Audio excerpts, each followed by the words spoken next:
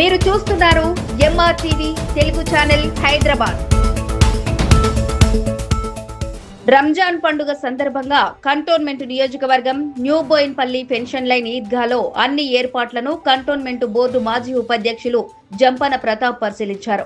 రంజాన్ పండుగ సందర్భంగా cantonment board sanitation విభాగంతో కలిసి న్యూ బోయిన్పల్లి పెన్షన్ లైన్ ఈద్గాలో పారిశుద్ధ పనులను పరిశీలించారు.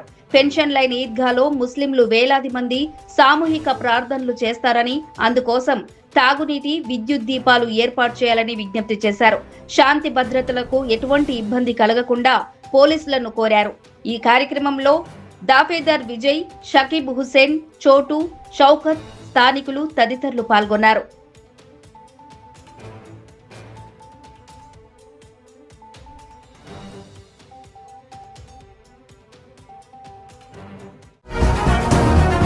క్లీన్ కంటోన్మెంటే లక్ష్యంగా అందరం కలిసి పనిచేయాలని కంటోన్మెంట్ ఎమ్మెల్యే శ్రీ గణేష్ పిలుపునిచ్చారు.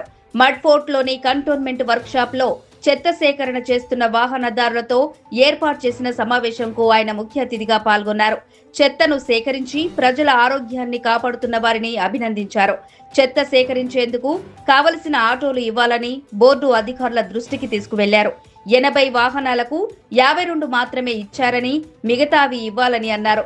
ఇక నియోజకవర్గంలో పెరిగిన జనాభాకు అనుగుణంగా మరో 160 వాహనాలు అవసరమని అన్నారు. శుభ్రతకు ప్రాధాన్యత ఇచ్చి రోడ్లపై చెత్తను వేయకుండా కఠిన చర్యలు తీసుకోవాలని స్పష్టం చేశారు. ఈ సమావేశంలో CEO Arvind Kumar, board nominated సభ్యురాలు బానుక నర్మదా మల్లికార్జున్, హెల్త్ శానిటేషన్ సూపరింటెండెంట్లు దేవేందర్, మహేందర్, శానిటేషన్ ఇన్స్పెక్టర్లు ఆశుతోష్ చౌహాన్, పుష్పేందర్ గుప్తా తదితరులు పాల్గొన్నారు. డంపింగ్ యార్డ్ ఇక్కడ పాయింట్ ఉంది కదా, పాయింట్ తీసేపిస్తే మేము అక్కడ చెత్త వేయము. యార్డ్కి 2 ట్రిప్పులు పోతే ఆడవాళ్ళు అసలు లోపలికి రానియాడు మేడం. లోపలికి వస్తే ఎందుకు వస్తున్నావు, ఆయన ఉన్నాడు కదా ఖాళీ చేసి పోతా అంటే మగవాళ్ళకే ఓకే ఎట్లా వస్తుంది మేడం? ఎమ్మెల్యే గారు మీ అందరిని ఉద్దేశించి మాట్లాడతారు. కంటోన్మెంట్ బోర్డ్ అఫీషియల్స్ కి ముఖ్యంగా నా ముందున్న కంటోన్మెంట్ బోర్డ్ లిమిట్స్ లా చెత్త లేకుండా జనాలందరూ ఆరోగ్యంగా ఉండాలా, క్లీన్గా ఉండాలా అనే ఆలోచనతో పనిచేయడానికి ఇచ్చేసిన మా అన్న తమ్ముళ్ళ, అక్క చెల్లెలకి, మీడియా మిత్రులకి నా యొక్క హృదయపూర్వకంగా నమస్కారం. మీరు చాలా గొప్పవాళ్ళు, చాలా మంచి పని చేస్తున్నారు. మీరు మంచిగా పని చేస్తేనే మేము ఇక్కడ ఎమ్మెల్యేగా కావచ్చు, మెంబర్గా కావచ్చు, ఇక్కడ ఆఫీసర్లకు అందరికీ మంచి పేరు రావాలంటే మీరు చేసే పనితోటే మాకందరికి మంచి పేరు వస్తుంది.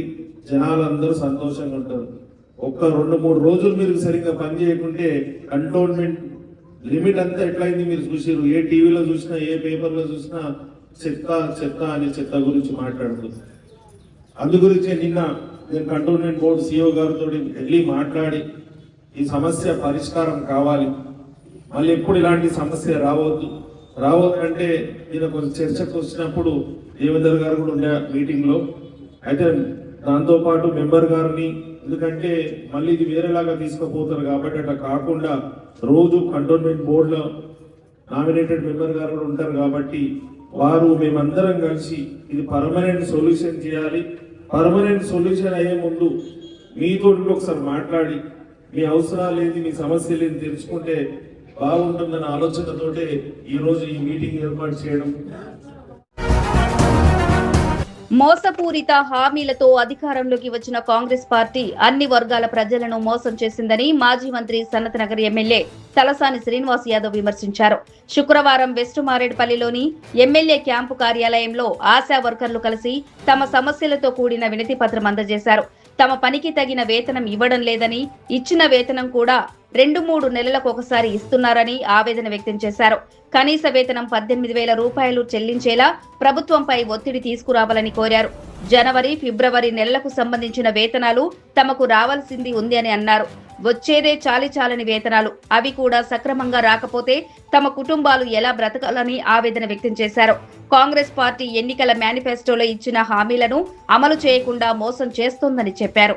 తమ సమస్యల పరిష్కారం కోసం నిరసన కార్యక్రమాలు చేపడితే నిర్బంధిస్తున్నారని ఆశా వర్కర్లు వివరించారు. స్పందించిన ఎమ్మెల్యే తలసాని శ్రీనివాస్ యాదవ్ మాట్లాడుతూ వైద్య సేవలు అందించడం, ప్రభుత్వం అమలు చేస్తున్న కార్యక్రమాల అమలులో ఆశా వర్కర్ల పాత్ర ఎంతో కీలకమని అన్నారు. ఈ నెల 16వ తేదీ నుండి ప్రారంభమయ్యే అసెంబ్లీ సమావేశాలలో ఆశా వర్కర్ల సమస్యలపై ప్రభుత్వాన్ని ప్రశ్నిస్తామని, మీకు అండగా ఉంటామని హామీ ఇచ్చారు. ఎమ్మెల్యేను కలిసిన వారిలో నీరజ, మమత, స్రవంతి, రేణుక, స్వర్ణలత, కళావతి, పుణ్యవతి, శ్యామల తదితరులు ఉన్నారు.